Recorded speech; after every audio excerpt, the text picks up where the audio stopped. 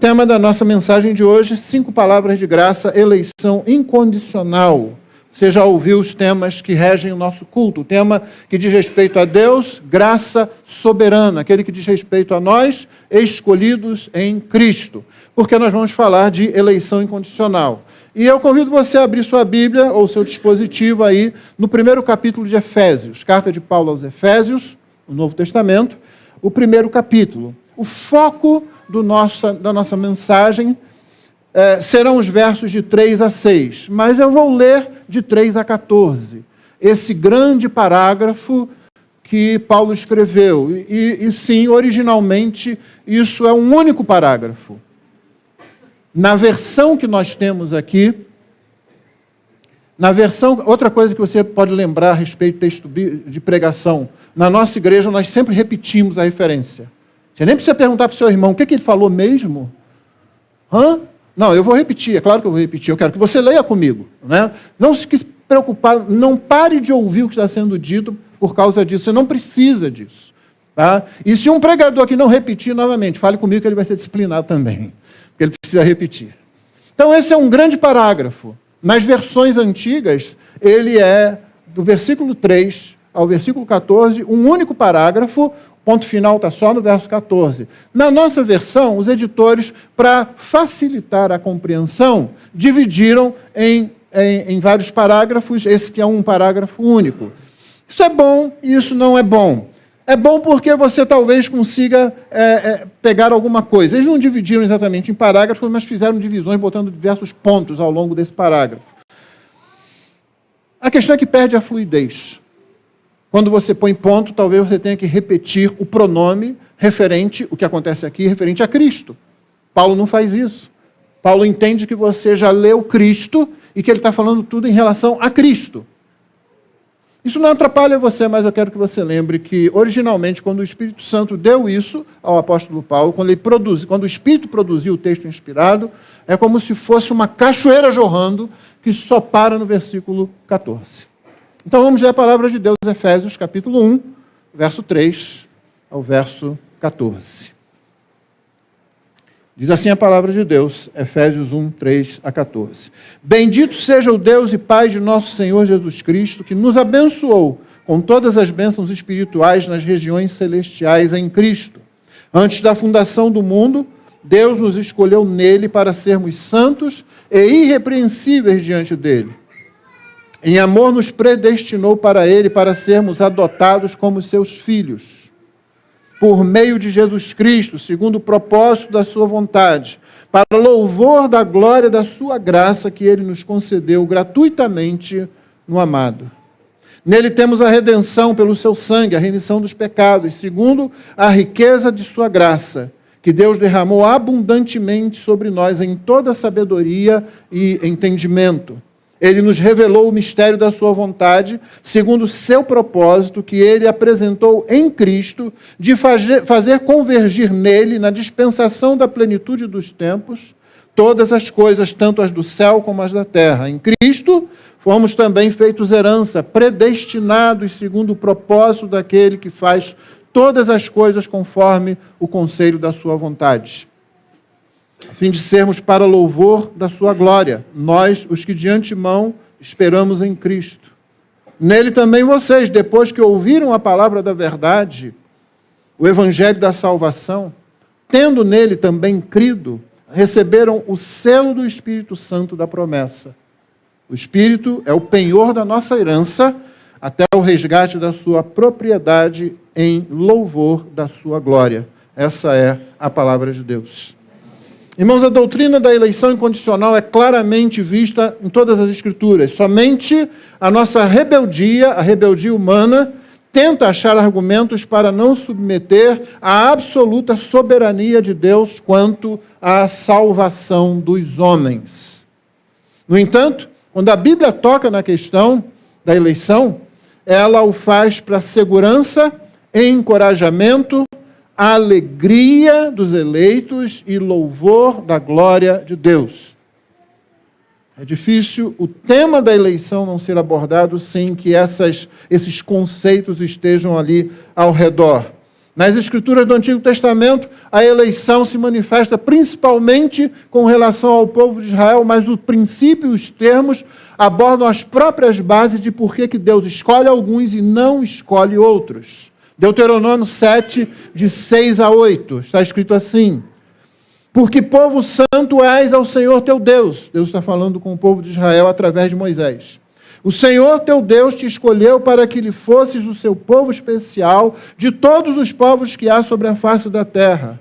O Senhor não tomou prazer em vós, nem vos escolheu, porque a vossa multidão era mais do que a de todos os outros povos, pois vós éreis menos em número do que todos os povos. Mas porque o Senhor vos amou, e para guardar o juramento que fizera a vossos pais, o Senhor vos tirou com mão forte e nos resgatou da casa da servidão, da mão de Faraó, rei do Egito. Êxodo 33, 18 e 19. Então ele disse: rogo-te que me mostres a tua glória. Porém, ele disse: eu farei passar toda a minha bondade diante de ti e proclamarei o nome do Senhor diante de ti. E terei misericórdia de quem eu tiver misericórdia, e me compadecerei de quem eu me compadecer, o que significa, eu terei misericórdia de quem eu quiser ter misericórdia, eu vou me compadecer de quem eu quiser me compadecer. No Evangelho de Mateus, capítulo 20, de 12 a 15, Jesus está fechando aquela parábola dos trabalhadores na vinha. Você deve se lembrar. A história é de um homem que sai para contratar, ao longo do dia, trabalhadores para irem à sua vinha. Ele contrata diversos grupos. Um começa a trabalhar muito cedo, o outro começa a trabalhar faltando só 1 hora para encerrar o expediente. Quando chega no final, ele paga a mesma coisa para todos, que era o que ele tinha combinado. Ele paga com justiça, ele paga o salário de um dia inteiro. Quem trabalhou o dia todo recebeu com justiça o salário de um dia todo de trabalho. Não foi roubado nisso. Quem trabalhou 1 hora, esse senhor resolveu também dar a mesma coisa, o salário de um dia inteiro, porque ele é generoso. E o Senhor Jesus vai terminando essa parábola dizendo o seguinte, Mateus 20, 12, dizendo: estes derradeiros trabalharam só 1 hora e tu os igualaste conosco, que suportamos a fadiga e a calma do dia. Mas ele respondendo disse a um deles: amigo, não te faço agravo. Não ajustaste tu comigo um dinheiro? Toma o que é teu e retira-te. Eu quero dar a este derradeiro tanto como a ti. Ou não me é lícito fazer o que eu quiser do que é meu? Ou é mal ao teu olho porque eu sou bom? Você percebe? Esse Senhor é completamente soberano sobre o que tem, e Ele é bom, Ele é generoso, Ele não tirou de ninguém, Ele resolveu dar mais. Romanos 11 termina os 3 capítulos de Romanos 9 a 11, onde Paulo aborda essa questão da eleição e da predestinação. E como é que ele termina? Em louvor. Ó a profundidade da riqueza, tanto da sabedoria como do conhecimento de Deus. Quão inexplicáveis são os seus juízos e quão insondáveis são os seus caminhos. Pois quem conheceu a mente do Senhor, ou quem foi seu conselheiro, ou quem primeiro deu alguma coisa a Deus, para que isso lhe seja restituído? Porque dele, por meio dele e para ele são todas as coisas, a ele seja a glória para sempre. Amém. É assim que ele termina, depois de falar sobre eleição soberana, incondicional. Finalmente, apenas mais um verso em Apocalipse 17, 14, um texto que basicamente resume toda a mensagem do Apocalipse. Lutarão contra o Cordeiro e o Cordeiro os vencerá, pois é o Senhor dos senhores e o Rei dos reis. Serão vencedores também os chamados, eleitos e fiéis que estão com o Cordeiro. Por toda a Bíblia, e eu poderia citar muito mais textos, a eleição é apresentada. É bom que você entenda desde o começo que todo crente, todo cristão crê na doutrina da eleição.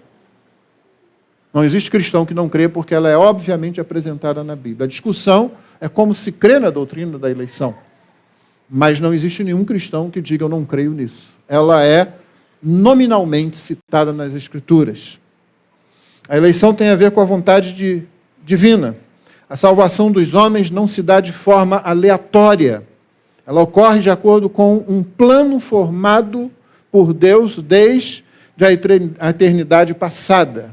A eternidade passada é um termo que existe em função das nossas limitações para entender tudo que se refere a Deus e às coisas celestiais. Por isso que a gente fala de eternidade passada. Só existe eternidade, irmãos. Deus olha tudo como uma única coisa, um único momento. Na mente dele, as coisas não estão passando assim. Tudo que tiver que acontecer ou tiver acontecido estão ali como um único ponto diante de Deus o tempo todo. Nós é que precisamos de usar essa terminologia para que a gente possa falar disso, senão a gente não consegue falar coisa nenhuma. Então, na eternidade passada, quando não havia nem anjo, nem universo, nem coisa alguma, somente o Deus Trino, ele elegeu alguns para a salvação. Mas o ponto aqui é que a salvação de pecadores não é aleatória. Ela não acontece por acaso. Um plano foi feito na eternidade para a salvação dos homens. O desenrolar da história, apesar das aparências, não é uma sucessão de eventos sem sentido, caóticos ou aleatórios. Aliás, você não pensaria muito bem de Deus se ele tivesse criado um universo sem saber o que ia fazer com ele, né? Talvez você faça isso. Talvez você crie alguma coisa, faça alguma coisa e depois, o que eu faço com isso? Você não ia pensar bem de Deus. E Deus certamente sabe exatamente o que fazer com tudo que ele cria. Uma das razões por que nós o louvamos é justamente porque a sabedoria dele está demonstrada no fato de que todas as coisas foram criadas em Cristo, mas também por Cristo e para Cristo, como nós acabamos de ver no versículo de Apocalipse e como também nós vemos em Colossenses 1:16. Pois nele foram criadas todas as coisas, nos céus e sobre a terra, as visíveis, as invisíveis, sejam tronos, sejam soberanias, quer principados, quer potestades, tudo foi criado por meio dele e para ele. Então, pois nele foram criadas todas as coisas, tudo foi criado por meio dele e para ele. Nesse plano divino e eterno está inclusa a salvação de pecadores. A Bíblia várias vezes menciona a eleição para a salvação, como tendo acontecido antes da fundação do mundo. Trata-se, portanto, de um ato divino fora do tempo, quando o tempo não existia. Efésios 1:4. Antes da fundação do mundo, Deus nos escolheu nele para sermos santos e irrepreensíveis diante dele. Antes que houvesse qualquer coisa. Apocalipse 13:8. E ela será adorada por todos os que habitam sobre a terra. A referência é uma daquelas, no simbolismo de Apocalipse, é uma daquelas feras que surgem. Aqui no caso, a que surge do mar. Ela será adorada por todos os que habitam sobre a terra, aqueles que desde a fundação do mundo não tiveram os seus nomes escritos no livro da vida do Cordeiro que foi morto. Deus não escreve o livro da vida, que também é um símbolo na Escritura. Deus não tem uma lista que ele está fazendo e atualizando à medida que alguém se converte. Antes que houvesse mundo, o seu nome, meu irmão, o meu nome, já estavam escritos no livro da vida do Cordeiro que foi morto. Deus tem a iniciativa total na salvação humana. E como diz um professor meu, tem a acabativa também. A iniciativa e a acabativa, ambas pertencem a Deus. No texto que nós lemos, olha só as referências à vontade dele. Verso 5, eu me refiro a Efésios 1, de 3 a 14. Verso 5, segundo o propósito da sua vontade. Verso 9, o mistério da sua vontade, a vontade de Deus. Ainda, verso 9, segundo o seu propósito, o propósito de Deus. Versículo 11, segundo o propósito daquele que faz todas as coisas. Ainda no verso 11, conforme o conselho da sua vontade. Cerca de 11 vezes, pelo menos, alguma palavra que aponta para o ato soberano de Deus é usada nesse texto. Versículo 4, Deus nos escolheu. Versículo 5, Ele nos predestinou. Ainda no 5, segundo o propósito da vontade dEle. Versículo 9, sua vontade, vontade dEle. Versículo 9 ainda, segundo o seu propósito. Versículo 9, e Ele apresentou em Cristo o seu propósito. Versículo 11, predestinados segundo o seu propósito. Versículo 11, conforme o conselho da sua vontade. Decorou tudo isso? Vai ter prova no final.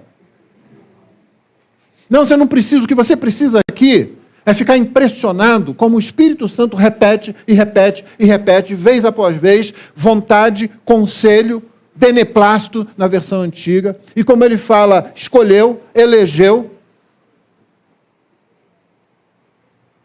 Várias vezes predestinados, predestinou, apresentou em Cristo. Por que o Espírito Santo faz isso? Em todo esse início da carta aos Efésios, fica bem claro que a eleição tem a ver com a vontade divina e que ela é feita em Cristo Jesus de acordo com a vontade de Deus Pai. Não tem como você fugir disso. A gente pode querer torcer isso aí, mas não tem como a gente fugir. O Espírito repetiu sobejamente para que a minha mente e a sua mente ficassem saturadas do fato de que a eleição de pecadores para a salvação pertence exclusivamente à vontade divina e é feita em Cristo.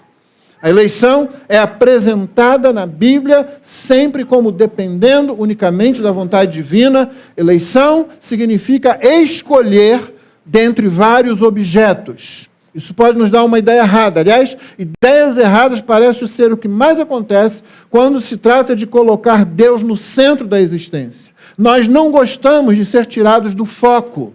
Mesmo sem declarar isso, nós queremos estar no centro das decisões. Aliás, essa foi a tentação usada pelo diabo lá no Éden. Ele disse, vocês serão iguais a Deus. É difícil para nós sermos tirados do foco, tirados do centro, tirados do trono. Então é fácil criar teorias equivocadas a respeito da eleição. O que você responde se alguém pergunta para você se você é calvinista? Nós não usamos muito essa palavra aqui. Sim, o sistema teológico que essa igreja abraça poderia ser chamado e costuma ser chamado de calvinismo. Mas você não vai ouvir muito essa palavra sendo usada aqui, a não ser em certos momentos, principalmente quando fazemos estudos sobre isso. Mas se alguém pergunta para você, você é calvinista? O que você responde? Se você quiser ter uma conversa séria, se você não quiser perder tempo, se você não quiser que as palavras não façam sentido nenhum, então você precisa necessariamente responder a essa pergunta com outra pergunta. E a pergunta é, como você define aquilo que chamam de calvinismo? Isso você precisa perguntar para a pessoa que pergunta a você. Dificilmente você vai encontrar alguém que responda isso corretamente. Por isso que eu estou dizendo, não perca tempo ali. Se você quer ensinar realmente aquela pessoa, primeiro procure saber o que ela entende por isso. Senão vocês vão estar usando a mesma palavra, porém com dicionários diferentes. E isso não produz uma conversa proveitosa. Uma ideia errada e abominável sobre a doutrina da eleição, por exemplo, é a seguinte: Deus escolhe uns para a salvação eterna e escolhe outros para a perdição eterna. Chamam isso de dupla predestinação. Nós não cremos nisso. Se você é calvinista, fique sabendo, você não crê nisso. Se alguém disser que você crê nisso porque é calvinista, você pode dizer, olha, parece que você não entende muito sobre o que você está falando, você não entende muito do que é essa doutrina. Outra ideia equivocada é a seguinte: Deus viu que essa pessoa seria melhor que aquela, por isso escolheu essa pessoa. Isso é o que pensam, por exemplo, aqueles que acham que Deus previu a fé. Não tem nenhum texto na Bíblia que fala que Deus previu a fé. Todos os textos, aliás, como esse que nós lemos aqui, né, diz que Deus predestinou, elegeu pessoas, não atos. Mas tem gente que diz que Deus previu a fé. Portanto, essa pessoa foi melhor que aquela outra. José vai crer em Jesus, por isso eu escolho José. Maria vai rejeitar Jesus, então eu não vou escolher Maria. Essa é certamente uma doutrina também abominável. O problema dela é que, em última análise, ela faz dos seres humanos os agentes da eleição. No final das contas, você é que se escolhe, dependendo da sua atitude. E mais, isso ignora o que a Bíblia ensina sobre a condição humana relativamente a Deus, no próprio livro de Efésios, no capítulo 2, de 1 a 4. Olha o que o Espírito diz.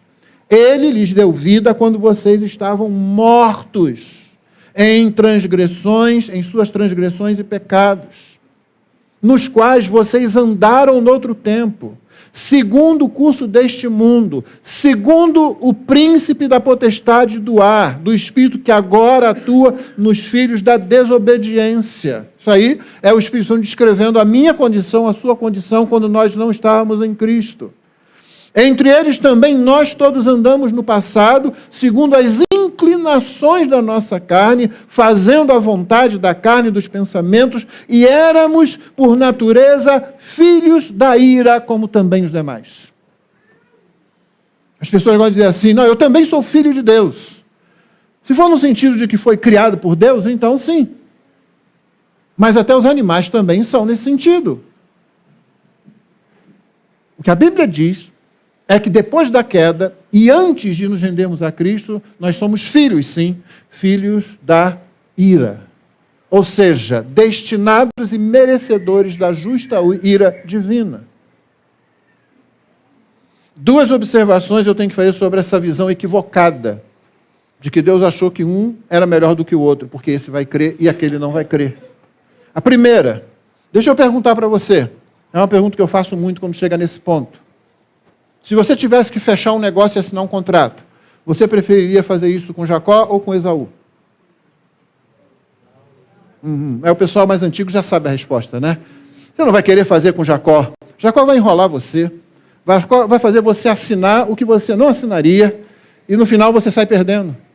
Mas quem é o eleito? A Malaquias, o profeta, Deus revela e ele fala ao povo: vocês reclamam aí, dizendo que eu não amei vocês. Vocês perguntam, em que nos amaste? E Deus responde, não era Esaú, irmão de Jacó? Eu não escolhi Jacó e rejeitei Esaú? Mas quem é o esperto, o sagaz, o camarada com quem você não quer fazer negócios? Jacó. Outra pergunta, se você tem que sair, meu irmão, se você tem que sair por um tempo aí, sua mulher vai ficar sozinha, cidade como Rio de Janeiro, perigosa, e você quer que alguém vá lá e dá uma olhada nela, para ver se ela está bem, segura, a quem que você pede? Saul ou Davi? Ah, você notou, não notou? Você sabe, né? Então não preciso nem me demorar aqui, não. Não pode ser, porque um é melhor que o outro. O homem, segundo o coração de Deus, cometeu pecados terríveis. Certamente não é pela bondade dele, não é pela honestidade dele, não é pela integridade dele em todo momento. A causa não está no objeto escolhido, está naquele que soberanamente escolhe. A segunda observação, e essa eu preciso fazer agora mais como um aspecto pastoral mesmo.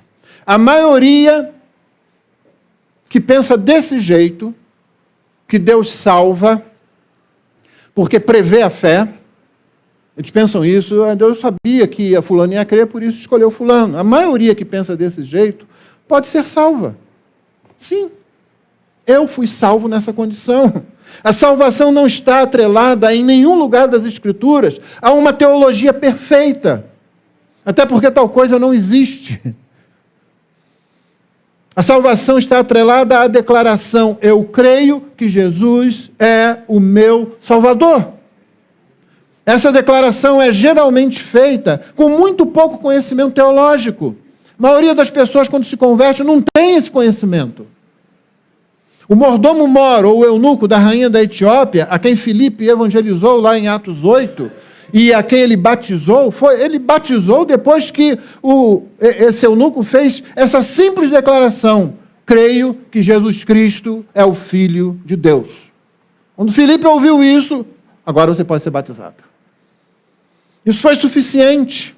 Ele teria muito que aprender sobre salvação, Mas qualquer pecador que, mesmo com uma compreensão equivocada de certos pontos da doutrina ou da teologia, se voltar para Cristo, vai ser salvo.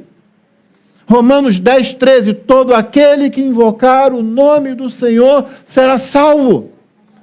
Senhor, salva-me! Você sabe os 5 pontos do calvinismo? Não, senhor, nem sei o que é isso. Sinto muito, tchau.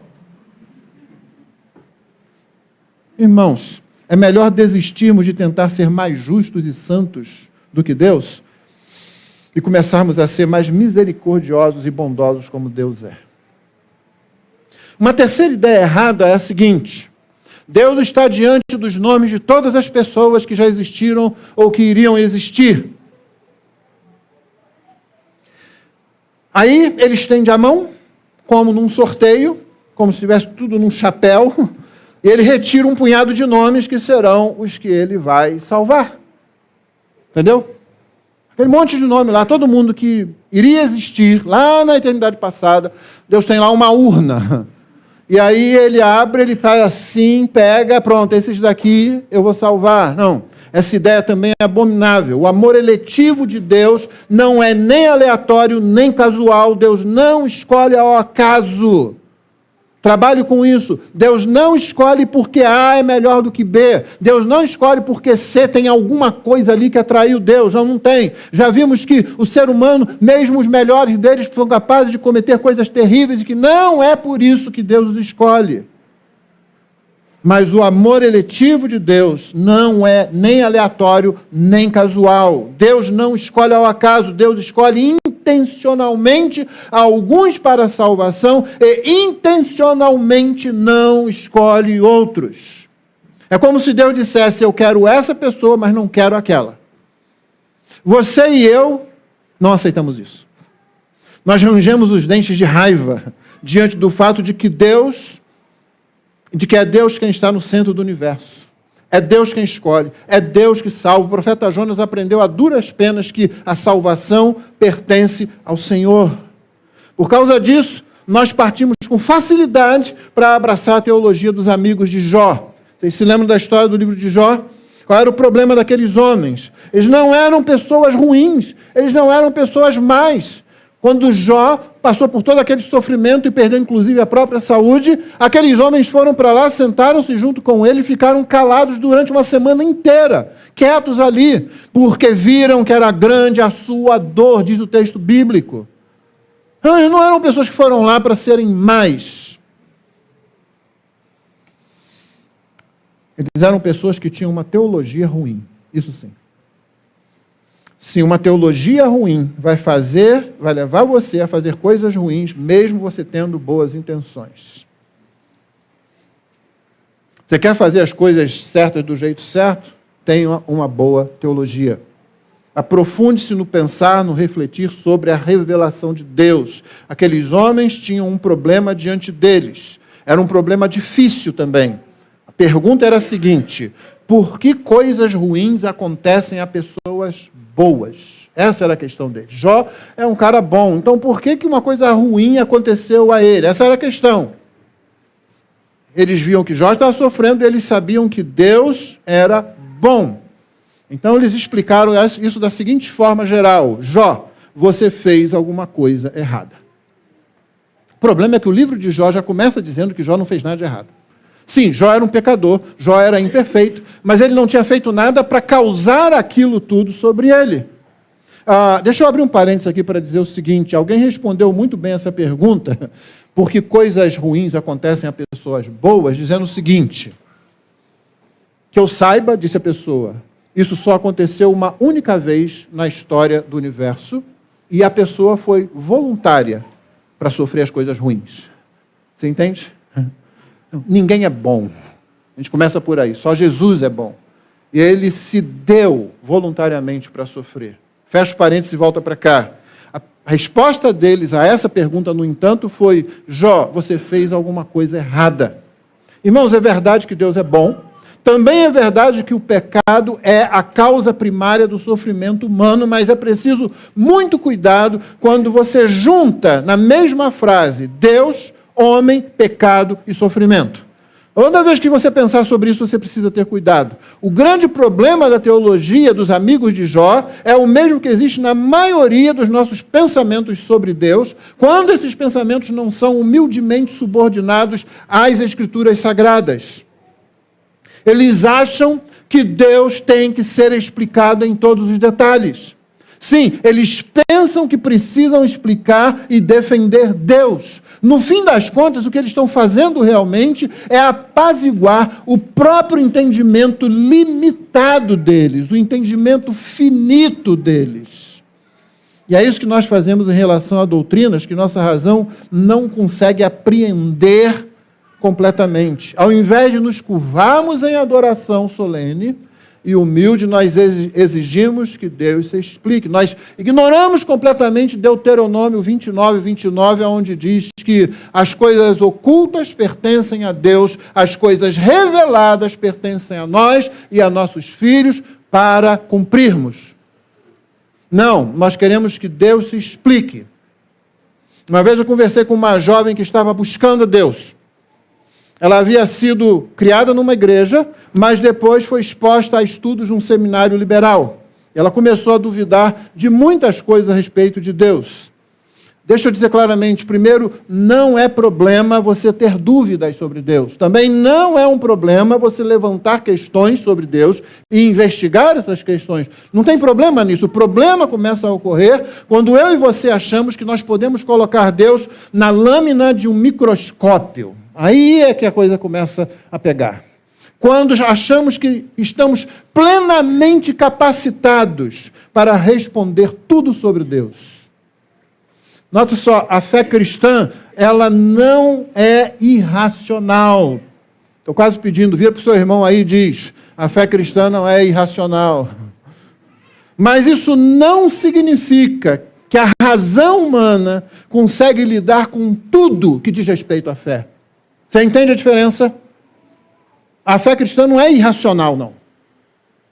Mas não significa que a sua razão consegue lidar com tudo e abarcar tudo que diz respeito à fé. A jovem que eu mencionei, ela não se satisfazia com o que Deus diz sobre Ele mesmo nas Escrituras. Eu percebi que a busca dela por Deus seria infrutífera. Já estava fadada ao fracasso, já que ela partilhava da mesma confusão dos amigos de Jó, ela estava com a mesma teologia ruim deles. Então eu perguntei para ela o seguinte, você está empreendendo uma busca sobre Deus, né? Você está buscando compreender Deus, não é? Ela disse sim. Então eu continuei respondendo, você está preparada para encontrar algo maior que você? Você está preparada para encontrar alguma coisa que você não vai conseguir compreender completamente? E aí ela ficou parada. O método dela se revelou como falho. Porque se você busca a divindade, o próprio conceito já exige que o que eu vou encontrar no final dessa busca é alguém superior a mim, alguém infinito enquanto eu sou finito, alguém perfeito enquanto eu sou imperfeito, alguém imensurável enquanto eu sou completamente mensurável. E é isso que nós não gostamos. No final da nossa busca com Deus, de Deus, nós não estamos esperando encontrar algo que seja superior e maior do que nós. Nós exigimos que Deus se explique ao nosso intelecto, às nossas emoções e à nossa vontade. Nós não aceitamos que tudo que o Criador do universo seja absoluto Senhor de sua criação. Se você está aqui hoje nessa manhã e você não está acostumado com as doutrinas da graça, pode ser uma dificuldade aqui, ou aí na sua mente. Deixa eu ajudar você. A clareza das Escrituras a respeito de tudo que ela fala sobre salvação é imensa. Os reformadores resgataram esse conceito. A Bíblia não é um livro confuso, enigmático, difícil como muitos pensam. Uma palavrinha pouco usada e difícil que os reformadores trouxeram para a gente. Perspicuidade. Perspicuidade. O conceito é o seguinte, a clareza da Escritura existe em tudo que ela fala sobre salvação. A ideia é a seguinte: você não precisa de um intermediário para você entender as Escrituras. Você precisa de mestres na palavra, mas você é ordenado a compreender as Escrituras, a crescer no conhecimento das Escrituras, inclusive para testar se o que aquele mestre está falando está de acordo com a Escritura. Agora, você não precisa de alguém, de um corpo governante, por exemplo. As seitas se caracterizam por isso. Ela diz assim: você tem que acreditar no que eu estou dizendo, porque eu estou dizendo. Eu sou o seu líder. Nós interpretamos a Bíblia. Você apenas abraça isso e segue em frente. Não, não, não. A reforma protestante, uma das razões porque ela surgiu, porque ela aconteceu, foi exatamente isso. Não, você não precisa de um clero que vai dizer, é isso aqui, pronto. Não, Jesus ordenou que nós o amássemos também com o entendimento. Então não pense que a Bíblia é difícil de entender. Faz parte da clareza da Escritura e do fato de que a Bíblia pode ser confiável, o ensino de que nenhum ser humano pode compreender completamente o ser divino. Você lê a Bíblia, você vai encontrar esse ensino da Escritura. Nenhum ser humano vai conseguir, com a sua mente finita, por melhor que seja, compreender completamente o ser divino. Na verdade, o que podemos compreender de Deus, aliás, só acontece, a gente só compreende porque Ele se revelou aos homens. E a Bíblia ensina que Deus elegeu, dentre todos os que merecem a perdição eterna, ou seja, toda a raça humana, alguns Ele elegeu para serem salvos. Ele fez isso intencionalmente, Ele fez isso segundo a sua vontade soberana. E como lemos lá em Deuteronômio 7, fez isso porque amou aqueles que Ele escolheu.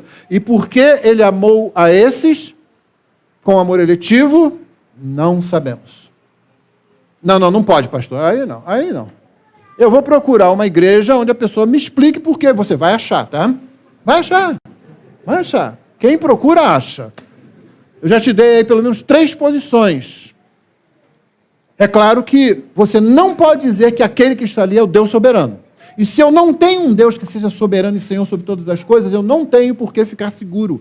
Eu não tenho por que descansar. Eu não tenho por que ficar tranquilo. Se Ele não é soberano sobre todas as coisas, se existe alguma coisa que foge ao controle dEle, talvez outras fujam ao controle dEle. Eu não estou seguro com relação ao mundo, eu não estou seguro com relação ao diabo, eu não estou seguro com relação ao meu próprio pecado. Então, explicação, você vai achar. Mas a resposta à Bíblia à pergunta, por que Deus amou você e salvou você, é, não sabemos. Essa resposta está oculta em Deus. Sabemos que as razões da escolha não estão em você, não está em mim, não está nas pessoas. Está em Deus. E sabemos que Deus escolheu você intencionalmente. Ele amou você na eternidade passada e isso deveria ser objeto da sua meditação, da sua reflexão. Deus me amou, não aleatoriamente, não um bando de pessoas, Ele me amou na eternidade passada, quando nada existia. Irmãos, há 2 propósitos básicos para a eleição. E quando você pensa que Deus amou você, quando nada existia, e escolheu você porque amou, você não sabe por que Ele escolheu você? Talvez você que está casado aí há algum tempo, hoje se pergunte, eu não sei porque minha esposa me escolheu. Se ela tivesse pensado um pouquinho melhor, ela tinha mandado passar. Chega. Alguns cônjuges, quando enfrentam problemas, dificuldades, eles falam isso, né? Eu não sei porque casei com você.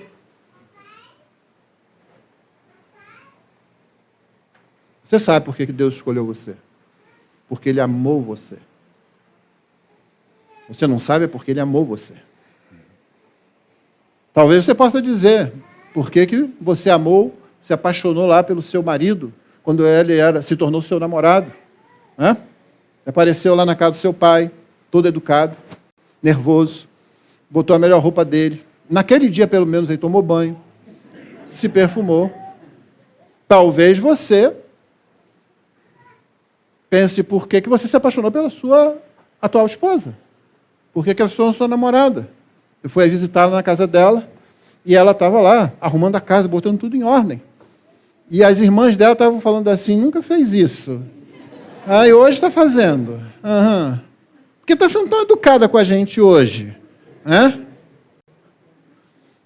Você sabe que Deus amou você, apesar dos seus pecados. Deus prova o seu amor para conosco, diz Paulo em Romanos 5. Pelo fato de Cristo ter morrido por nós quando nós ainda éramos pecadores. Ou seja, na condição de pecadores, Deus nos amou e Cristo morreu por nós. Quando você pensar sobre isso, lembre-se que há 2 propósitos básicos para a eleição que vão nos levar às aplicações finais dessa mensagem. O primeiro propósito é a salvação dos pecadores. O segundo propósito é o louvor da glória de Deus. Então vamos ao primeiro, salvação dos pecadores. Os versos 4 e 5 do texto que nós lemos, Efésios 1. Antes da fundação do mundo, Deus nos escolheu nele para sermos santos e irrepreensíveis diante dele em amor. E nos predestinou para ele para sermos adotados como seus filhos, por meio de Jesus Cristo, segundo o propósito da sua vontade. Note 3 coisas aqui. Primeiro, nós fomos escolhidos, para a santidade. Você não foi simplesmente escolhido para ser salvo, você não foi escolhido para ir para o céu, simplesmente. Você foi escolhido para ser santo. É por isso que nós dissemos, quando pregamos em 1 de Pedro, que a santidade é o seu habitat natural, a santidade é o seu ambiente, irmão. Você foi escolhido, você foi eleito para ser santo. Segundo, você foi eleito para ser irrepreensível. Não é irrepreensível no sentido de que você vai ser perfeito agora, você sabe que não é isso. Mas irrepreensível diante de Deus por causa da justiça de Cristo. O versículo 5 diz, para sermos santos e irrepreensíveis diante dele. Ou seja, quando Deus escolheu você, Cristo aplicou a obra, o Espírito aplicou a obra de Cristo em você, e você se tornou naquele momento irrepreensível, porque agora, quando Deus olha para você, Ele não vê você, Ele vê a justiça de Cristo que reveste você. E olha para você e diz assim, ela é perfeita. Olha para você e diz, Ele é perfeito. Irrepreensível. Não, você sabe que você tem pecados, mas você está revestido da justiça de Cristo. Terceiro, você foi predestinado, versículo 5, nos predestinou para Ele, para sermos adotados como os seus filhos. Você foi predestinado para ser membro da família de Deus. Então não é assim, eu fui eleito, ser salvo do inferno e jogado no céu. Não. Santidade, irrepreensível diante de Deus, totalmente justificado e filhos de Deus dentro da família de Deus. E Deus que fez isso elegeu não somente você, não somente os fins, mas Ele elegeu o meio como isso acontece. Paulo deixa isso claro na segunda carta aos Tessalonicenses, no capítulo 2, versículo 13, ele diz, mas devemos sempre dar graças a Deus por vocês, irmãos amados pelo Senhor, porque Deus os escolheu desde o princípio, e aí o que ele diz? Para a salvação, pela santificação do Espírito e fé na verdade. Foi para isso que também Deus os chamou mediante o nosso Evangelho para que vocês alcancem a glória do nosso Senhor Jesus Cristo. Ou seja, Deus escolheu desde o princípio, para santificar, para salvação. Você foi escolhido para ser salvo. 2, isso se dá, Deus escolheu, pela santificação do Espírito. O Espírito separa você do mundo. Terceiro, isso se dá pela fé na verdade, que é o Evangelho, como ele deixa claro logo a seguir, porque ele diz, e os chamou mediante o nosso Evangelho. E ainda, no final do verso 14, para que vocês alcancem a glória do nosso Senhor Jesus Cristo. A eleição não é somente pega daqui e joga lá. O processo da eleição também foi escolhido por Deus. É por isso que você responde com esse texto, por exemplo, a pergunta, se Deus escolheu alguns, por que pregar o Evangelho? Porque Deus escolheu também o modo como seus eleitos seriam salvos. Seus eleitos são salvos porque são chamados para a salvação pelo Evangelho e para que eles alcancem a glória do Senhor Jesus Cristo. Não, Deus não fez o trabalho pela metade, Deus fez o trabalho completo. Como eu disse no começo, a doutrina da eleição, corretamente usada, ela leva à segurança. Lembra que eu falei isso? Segurança individual e na evangelização. Por que você evangeliza? Porque aquela pior pessoa, aquela que você acha que você nunca vai vê-la numa igreja cantando louvor ao Senhor, pode ser salva. Depende da eleição de Deus. Eu prego por causa disso. Você fala, não adianta pregar para aquela pessoa. Essa pessoa nunca vai crer. Não, você não sabe disso. O Senhor não mandou a gente saber disso. O Senhor não falou para que a gente investigasse quem é eleito ou quem não é. O Senhor não nos deu essa capacidade. Aliás, o Senhor não nos deu muita capacidade, muitas coisas. Os discípulos chegaram para ele e perguntaram assim, Senhor, vai ser nesse tempo aí que o Senhor vai restaurar Israel? E ele disse, não é da competência de vocês saber os tempos e as estações que o Pai reservou para a exclusividade do seu controle. Mas vocês têm sim outra coisa para fazer. Vocês serão minha testemunha. Depois que o Espírito Santo descer, vocês serão as minhas testemunhas. Jerusalém, Judéia, Samaria, confins do mundo. Nós temos o que fazer. Nós temos para onde ir. Você evangeliza porque você tem essa segurança que a doutrina da eleição dá. Ela dá encorajamento, foi outra coisa que eu disse, na luta contra os inimigos e na pregação do Evangelho. Ela encoraja você. Você acha mesmo que o diabo pode fazer qualquer coisa e tirar você das mãos de Deus? Deus escolheu você lá no princípio, lá antes que houvesse qualquer... Nem quando o diabo existia, nem quando o anjo, que depois se tornou diabo, existia. Não existia nada. Deus amou você, chamou você pelo nome. Você acha que você não está seguro agora? Isso deve nos encorajar. Isso tem que trazer alegria para a gente. A doutrina da eleição incondicional traz alegria. Deus tinha o seu nome, o meu nome na mente quando nos escolheu, merecendo a perdição eterna, sabendo tudo a nosso respeito, conhecendo todos os pecados que nós cometeríamos. Deus escolheu você, Deus conheceu você por nome. A única troca que Deus fez nesse nome foi quando Ele sobrepôs o nome de Jesus sobre você. A única coisa é que agora o nome de Jesus sobrepõe ao seu.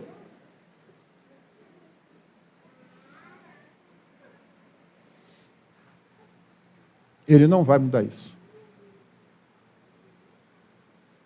E, finalmente, eu disse que a doutrina da eleição leva ao louvor da glória de Deus, o que nos leva à segunda aplicação. A doutrina da eleição existe para o louvor da glória de Deus.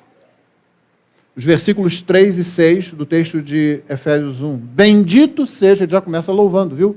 Bendito seja Deus e Pai de nosso Senhor Jesus Cristo, que nos abençoou com todas as bênçãos espirituais nas regiões celestiais em Cristo. E o versículo 6, que foi o último do nosso texto, o texto a que nos referimos mesmo, para louvor da glória de sua graça, que Ele nos concedeu gratuitamente no amado. O Jonathan Edwards, ele faz a pergunta, em que sentido a graça tem glória? Porque o texto diz, para louvor da glória da sua graça. E Edwards levantou essa questão, em que sentido a graça tem glória? E ele respondeu, a graça é gloriosa devido, à dignidade e excelência do dom que ela concede, a salvação em Jesus. 2, a graça é gloriosa devido ao grau de horror do qual ela nos liberta, a punição eterna. 3, a graça é gloriosa devido à indignidade imensurável daqueles sobre quem ela é derramada em abundância. Nós. Finalmente ele responde, a graça é gloriosa devido à maneira pela qual ela foi dada, por meio da encarnação, humilhação, crucificação e ressurreição de Jesus. É por isso que a graça é cheia de glória. O modo como Deus derrama o seu objetivo, quem derrama essa graça e aqueles que somos objetos dessa graça. A eleição não aconteceu somente para que eu e você a tivéssemos em nossa mente. Deus escolheu você para proclamar a excelência extravagante do seu amor por nós, bem como da imensa alegria de nos deleitarmos no amor dele. Você proclama o amor dele, em toda a sua exuberância, você proclama a alegria que é estar nele. Como diz Pedro na primeira carta, capítulo 2, verso 9. Vocês, porém, são geração eleita, sacerdócio real, nação santa, povo de propriedade exclusiva de Deus, a fim de proclamar as virtudes daquele que os chamou das trevas para a sua maravilhosa luz. Um autor chamado Sam Storms diz o seguinte, eu aqui cito: ao nos eleger soberanamente para a vida, Deus determinou libertar-nos das trevas. Pedro disse, nos chamou das trevas para a sua maravilhosa luz. Deus determinou libertar-nos das trevas. Sem a graça, nós não vemos as coisas espirituais. Elas nos são invisíveis. E mesmo quando as vemos, ou sabemos que elas existem, temos noções erradas acerca delas. Nós chamamos o bem de mal e chamamos o mal de bem. Somos ignorantes e desdenhosos quanto ao que tem valor e beleza infinitos, ou seja, Deus. Não vemos ou nos recusamos a ver quão esplêndido, majestoso e totalmente suficiente Ele é. Somos cegos para a beleza de Jesus, sua excelência, sua glória e seu poder. Ser convertidos como fruto da eleição é ser tirados de tal escuridão para a luz. É isso que o apóstolo Pedro quer dizer com compreensão e apreciação. Fecha aspas. Irmãos, não basta ter compreensão, é preciso ter compreensão e ter apreciação. Pedro diz, a fim de proclamar as virtudes daquele que os chamou das trevas para a sua maravilhosa luz. Muita gente discute se a missão da igreja é adorar a Deus ou pregar o Evangelho. Mas eu acho que não há necessidade dessa discussão. Eles não devem ter lido com atenção a primeira carta de Pedro. E também não leram com atenção os Salmos. O salmista tem grande prazer em anunciar o nome do Senhor, enquanto proclama a misericórdia e a fidelidade do Senhor. O Salmo 100 é bom para a gente encerrar. Preste atenção. Celebrem com júbilo ao Senhor todas as terras. Sirvam ao Senhor com alegria, apresentem-se diante dele com cântico. Saibam que o Senhor é Deus, foi Ele quem nos fez e dele somos. Somos o seu povo e rebanho do seu pastoreio. Entrem por suas portas com ações de graças e em seus átrios com hinos de louvor. Rendam-lhe graças e bendigam o seu nome, porque o Senhor é bom. A sua misericórdia dura para sempre, de geração em geração, a sua fidelidade. Você foi chamado para apreciar aquilo que Deus fez na eleição e proclamar as verdades do Senhor a todas as nações. João Calvino chamou a eleição de decretum horribile, que poderia ser traduzido como decreto horripilante ou horrível, porque realmente ela coloca temor em nós. A minha salvação dependeu tão somente da vontade soberana de Deus, que por alguma razão completamente desconhecida por mim, porque Ele não revelou, Ele resolveu me amar. Eu devo meditar nisso, eu devo me deleitar nisso. Mas Abraham Kuyper cita os pais na fé que chamaram a mesma doutrina da eleição incondicional de cor ecclesiae, coração da igreja. Calvino estava certo, mas talvez seja melhor a gente apreciar a doutrina com esse conceito em mente. Eleição incondicional é o próprio coração da igreja. O conhecimento dessa doutrina traga paz a você, meu irmão, minha irmã. Traga segurança e alegria, encorajamento na pregação do Evangelho. Nos momentos de luta, e leve você ao louvor da glória de Deus em todos os momentos. Amém. Vamos ficar de pé?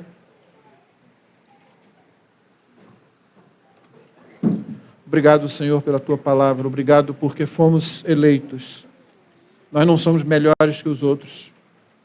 Poderíamos dizer, muitos de nós somos piores do que muitos que nós conhecemos que ainda não foram salvos. Mas o Senhor, em misericórdia soberana, em graça soberana, em amor eletivo soberano, nos escolheu e nos salvou. Ajuda-nos a meditar nisso, a louvar o teu nome, Senhor Deus, e a explorar essa doutrina, para fazer como os apóstolos fizeram, como os profetas fizeram no Antigo Testamento, louvar ao Senhor e proclamar as tuas maravilhas, as maravilhas que nos tiraram das trevas para a tua maravilhosa luz. É a nossa oração em nome de Cristo. Amém.